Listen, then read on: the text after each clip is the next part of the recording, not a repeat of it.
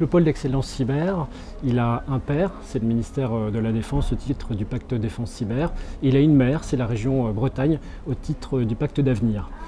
Cette alliance originale, qui compte aujourd'hui une cinquantaine de partenaires, à la fois du monde civil et du monde militaire, du monde public et du monde privé, des chefs d'entreprise, des chercheurs, mais aussi donc des militaires, travaille principalement sur trois dimensions qui sont la formation, la recherche et le développement économique.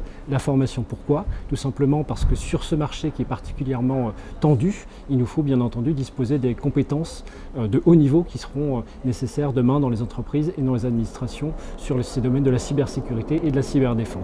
Deuxième dimension, c'est la recherche pour disposer aujourd'hui et demain des produits et des services de confiance. Et enfin, bien sûr, la partie développement économique pour le développement des emplois et que les startups d'aujourd'hui soient les championnes industrielles de demain.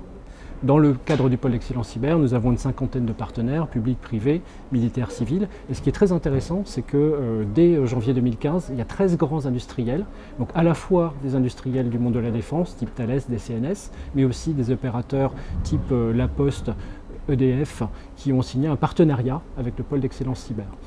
Et ça montre bien justement cette dimension nationale qu'a le pôle défense cyber et son ambition de rayonnement international, puisque nous avons d'ores et déjà engagé des partenariats au niveau européen avec des pays tels que l'Estonie, le cybercentre d'excellence de Tallinn, mais aussi avec des pays qui sont bien au-delà des frontières de l'Europe, notamment des travaux qui sont d'ores et déjà bien avancés avec le Japon par exemple.